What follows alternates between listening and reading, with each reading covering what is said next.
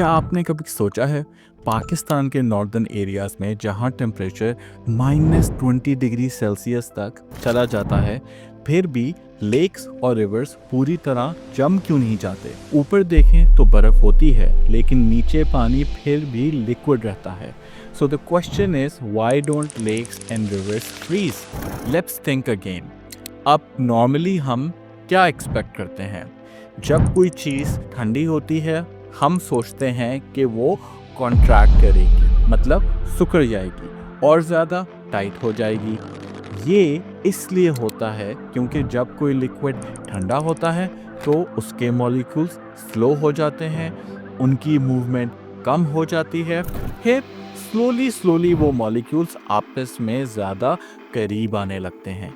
इतने करीब कि रैंडम मूवमेंट के बजाय वो एक जगह पर फिक्स्ड हो जाते हैं और बस वाइब्रेट करते रहते हैं, और इसी पॉइंट पर लिक्विड सॉलिड बन जाता है।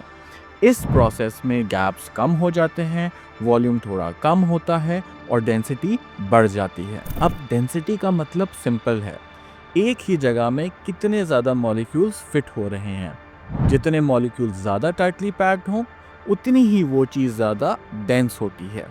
अब इसको एक एग्जाम्पल से समझते हैं। सोचिए एक स्नूकर टेबल पर जब सारी बॉल्स रैक के अंदर टाइट पैक होती हैं, हर बॉल दूसरी बॉल के बिल्कुल करीब होती है, बीच में कोई खाली जगह नहीं होती।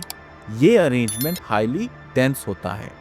अब सोचिए, अगर उन्हीं बॉल्स को टेबल पर फैला दिया जाए सीधी लाइंस में परफेक्ट सिमेट्री के साथ, तो क्या होता है? बॉल्स वही होती हैं, लेकिन उनके दरमियान गैप्स आ जाते हैं। वही बॉल्स अब ज़्यादा एरिया कवर कर रही होती हैं, मतलब डेंसिटी कम हो जाती है। इसीलिए नॉर्मली सॉलिड्स लिक्विड से ज़्यादा डेंस होते हैं, और ये रूल ज़्यादातर चीज़ों के लिए बिल्कुल ठीक काम करता है। लेकिन पानी इस रूल को थोड़ा सा ब्रेक करता है। जब पानी लिक्विड फॉर्म में होता है, उसके मॉलिक्यूल्स लूजली कनेक्टेड होते हैं, उनके दरमियान थोड़ा गैप होता है जो हर वक्त चेंज होता रहता है।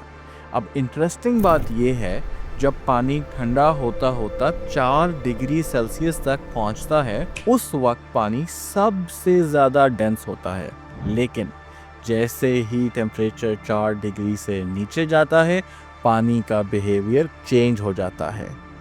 जब पानी आइस बनता है, बाकी सॉलिड्स की तरह उसके मॉलिक्यूल्स भी एक फिक्स स्ट्रक्चर में लॉक तो हो जाते हैं, लेकिन यहाँ एक डिफरेंस है।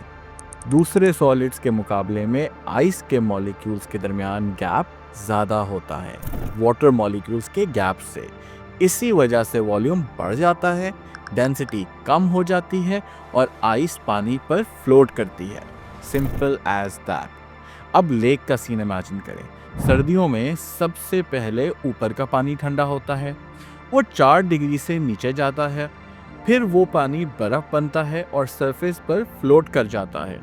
नीचे का पानी लगभग 4 डिग्री पर रहता है, ज़्यादा डेंस होता है।